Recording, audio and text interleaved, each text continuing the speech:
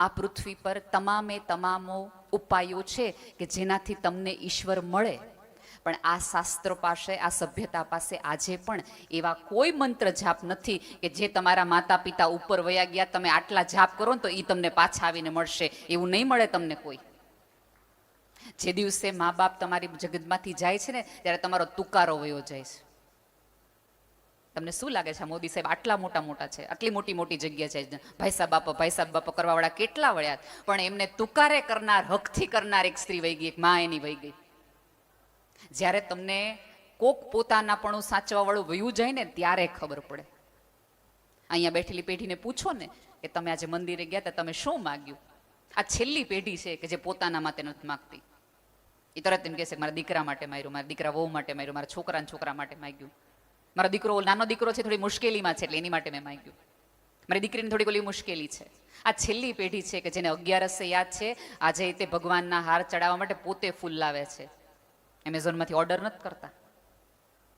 અને ગમે એવા મોટા થઈ જાઓ, સત્તાવાન થઈ જાઓ, સભ્યતા, તમે સ્માઇલ ખરીદી શકો, પ્રાર્થનાઓ નહીં ખરીદી શકો. કોકને મંત્ર ગળાવડાવી અને તમારા વતી મંત્ર બોલાવડાવી શકશો, પણ એ મંત્રમાં ભાવ છે ને એ તો તમારા માતા પિતા જ મેળવી શકે. સાચી ભાવથી આને ભજવાનું જે છે એ તમારા મમ્મી પપ્પા તમને કરાવી શકે. એટલે જેટલું રહેવાય એટલું આ કરચલીવાળા હાથ હારે રહી લેજો. એ જશે ને તો કોઈ વ્યક્તિ તમને કહેશે નહીં. અને ચોક્કસ મોક્ષની ઈચ્છા રાખવી એમાં કાંઈ વાંધો નથી, પણ અહીંયા કાંઈ આપણે કોઈ બહુને નડતા ન હોય ને તો અહીંયા મોક્ષ જ છે. હું તો અનેક વાર કહી ચૂકી છું કે છે ને આ ચિત્રગુપ્ત એકચ્યુઅલી નથી, એ ગુપ્ત ચિત્ર છે. તમે સભાન થાવ, તમને ખબર પડે, આમ જો તો 10-12 વર્ષના તમે થાવ પછી તમને ખબર પડવા માંડે કે સાચું શું છે, ખોટું શું છે. પછી તમે એકાંતમાં તમારું ચિત્ર દોરો અને તમારા કર્મો બનાવો ને એના આધારે તમારું ચિત્ર દોરાય. સાદી વાત છે સાહેબ.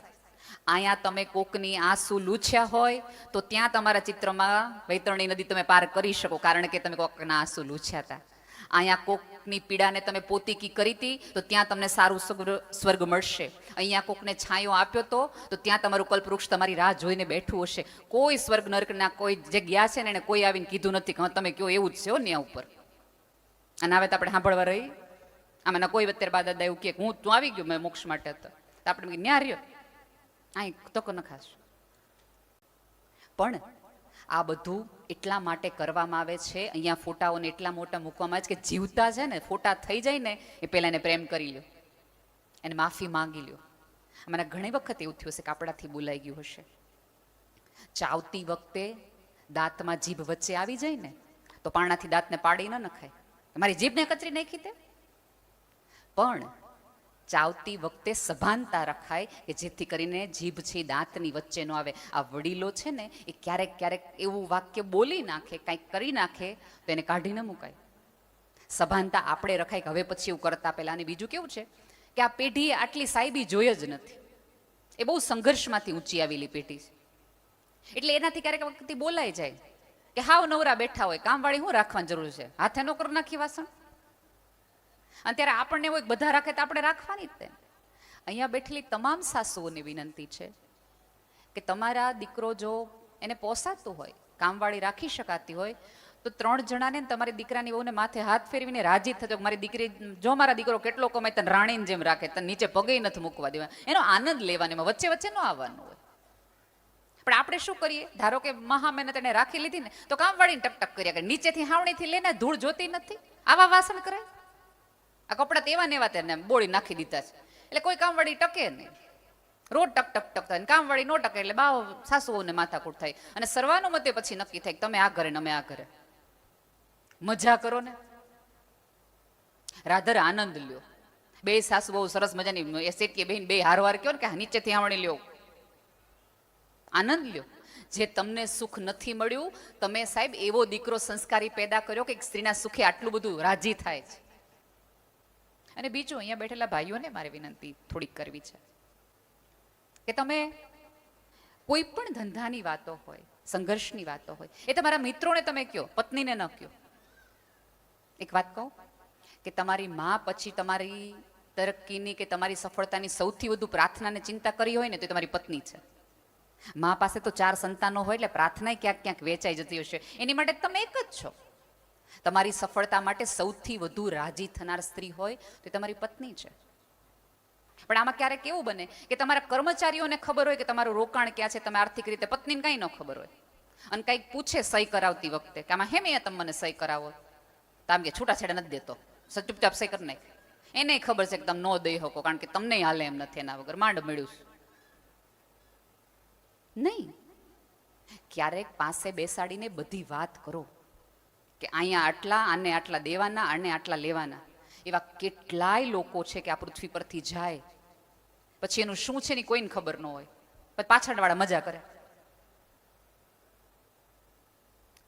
ચંદ્રકાંત બક્ષીએ એવું એકવાર કીધું હતું કે આ જગતનો સક્ષમ પુરુષ એ કહેવાય કે જે પોતાની હાજરીમાં પોતાની પત્નીને વિધવા થતા શીખવાડે કે મારા ગયા પછી તારે જીવવું હોય ને તો તું આટલી આટલી રીતે જજે, આના ઘરે જજે ને આના ઘરે ન જતી, આની પાસે મદદ માગજે ને આની પાસે ન માગતી. આપણી પાસે આટલું બધું છે.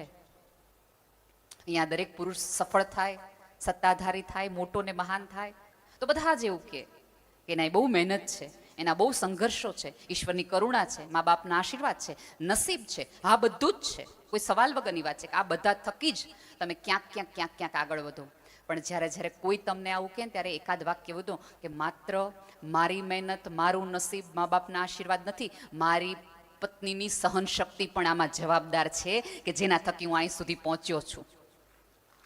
કારણ કે જગત આખાનું ફ્રસ્ટ્રેશન તમે લાવો ઘરે ત્યાં તમે હાજી સર, ઓજી સર, બરાબર થઈ જશે, ચિંતા ન કરતા, ભલા ચિંતા ન કરતા. અને ઘરે આવીને તમે ફ્રસ્ટ્રેશન કાઢવાના છે. સાહેબ, તમે તમારી પીક અવર્સમાં જિંદગીના સારામાં સારા દિવસોની અંદર તમારા ધંધાના અર્થે બહારગામ રહ્યા, એ સ્ત્રી ઘર ઓઢીને બેઠી રહીને ત્યારે તમે આટલું ઉડી શક્યા આકાશમાં. એક શ્રદ્ધા સાથે ઘરની મારે ચિંતા નથી કરવાની. અને આમાંની કોઈ પણ સ્ત્રી ક્યાંય પણ મોટી ને મહાન થઈ જાય ને તો એને ઘરે 5:30 હું રસોઈ કરું એની પેલી ચિંતા વગાડવી જ પડે. અને પછી આપણે એને કેટલા બધા કામવાળા છે, એને ક્યાં જરૂર, પણ કામવાળાને કેવું તો ખરું ને કે આજે આ બનાવજે, આજે ઓલું બનાવજે, કે આજે આ કરજે. ખબર નહીં જગતમાં સ્ત્રીઓ સુખી થાય તો જગત આખાને આટલો બધો વાંધો શું છે.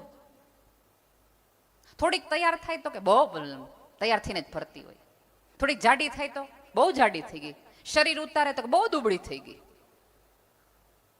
સાડી પહેરે તો કે ડ્રેસ કા ન પહેરો, ડ્રેસ પહેરે તો કા સાડી ન પહેરી, ડાબી બાજુ છોડે નાખે કા જમણી બાજુ નાખ્યો. આખા જગતનું જાણે કામ જ એક જ હોય કે સ્ત્રી કેવી લાગવી જોઈએ. સ્ત્રીની અંદર શું ચાલે છે એના તરફ કોઈનું ધ્યાન જ નથી જતું. પુરુષનું ન જાય સમજી શકાય, પણ એની બાજુમાં બેઠેલી સ્ત્રીનું ન જાય. તમારી જેઠાણી મજામાં નથી એ ધ્યાન જો દેરાણીને ન જાય ને તો તમારું સ્ત્રી પત્નામાં તમારે થોડીક શંકા કરવી જોઈએ.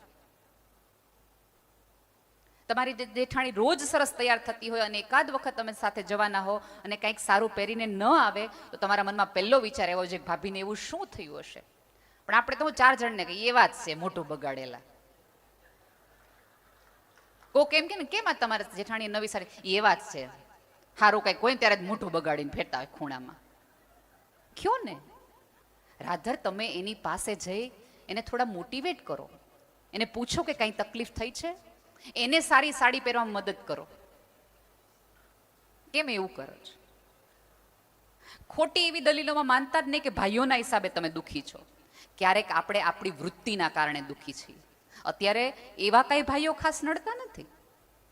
હા, હું એટલું ચોક્કસ ભાઈઓને કહીશ કે જ્યારે મેં કીધું એમ કે તમારા સંઘર્ષની વાત થતી હોય ત્યારે થોડીક વાત છે એ પત્નીને પણ આપજો. અને આમાં કેવું છે કે દરેક વ્યક્તિ એવું ઈચ્છે ખરી કે અમારે કેવી દીકરાની બહુ જોઈએ છે કે જે મારા મમ્મી પપ્પાને, માતા પિતા માને, મારા ઘરને પોતાનું ઘર ગણે, મારા રીત રિવાજોને પોતાના રીત રિવાજો ગમે. સારી વાત છે કે સ્ત્રી આવી અને તમારા મમ્મી પપ્પાને એના મમ્મી પપ્પા ગણવા માંડે.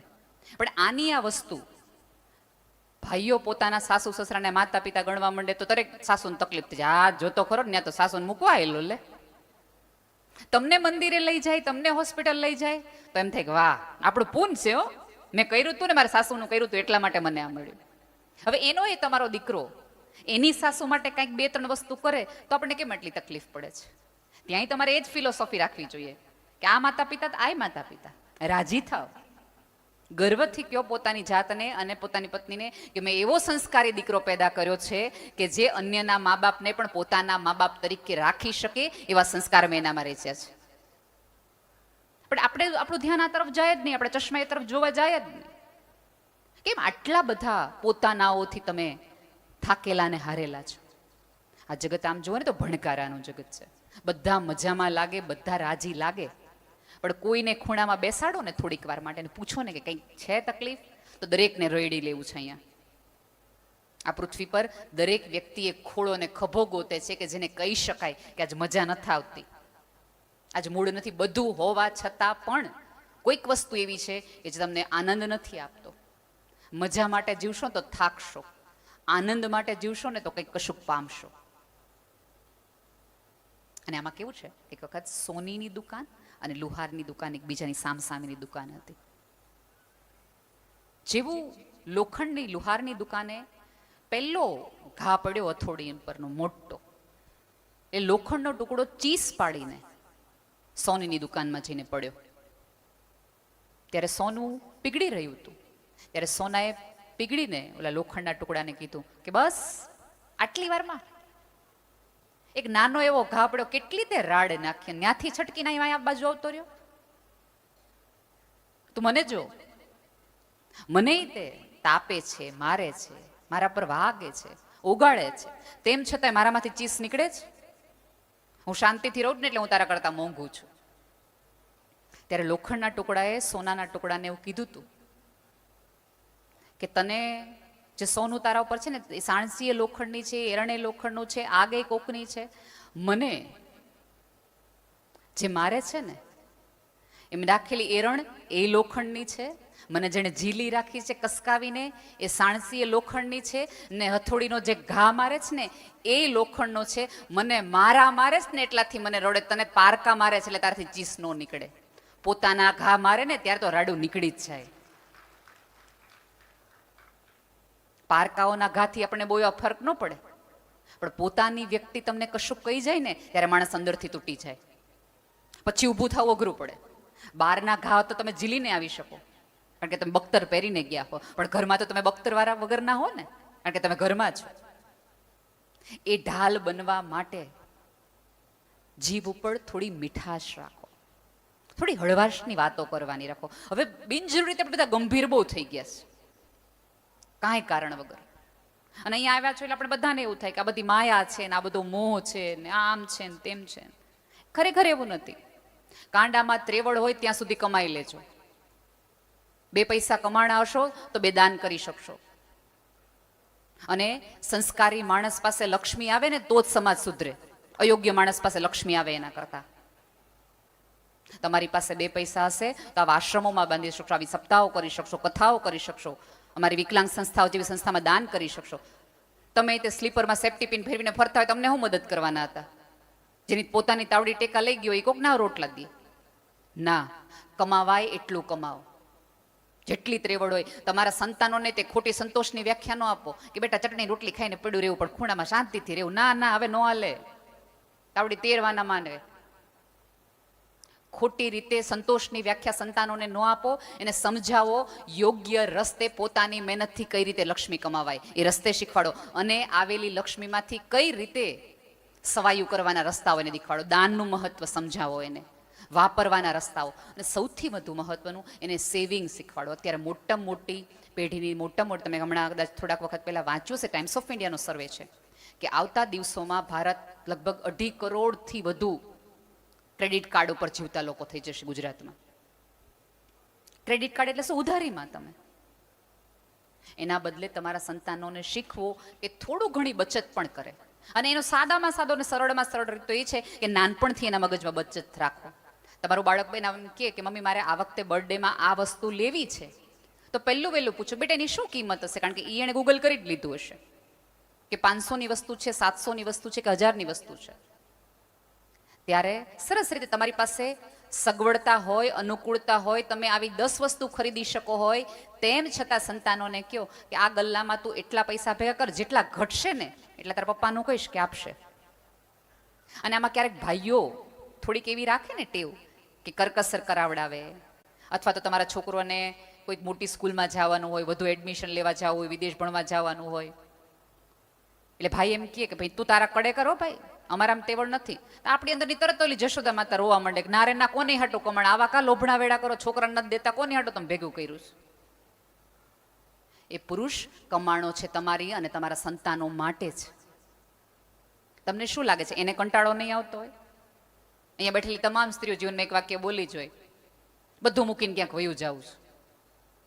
કેટલી વખત ઈચ્છા થઈ પણ છોકરા હાટો ઘર બાંધીને બેઠા રહ્યા, છોકરા હાટું ઘર બાંધીને બેઠા રહ્યા, એવું બધા બોલ્યા હોય. તમને નહીં લાગતું કે આ લોકોને વિચાર ઘણી વાર આવ્યો બધું મૂકી જવાનું? આવ્યો જ હોય. પણ એ પુરુષ તમારી જેમ એ વાક્ય બોલતો નથી કે બધું જ મૂકી જવાની ઈચ્છા થઈ. તમે બાળકો માટે રહી ગયા, એ તો બાળકો અને તમારી બંનેની માટે રહી ગયા કે મારા ગયા પછી મારી પત્નીને બાળકોનું શું થશે, એ વિચાર એને આવે છે. એ તકલીફ એ છે કે એક્સપ્રેસ કરી શકતો નથી.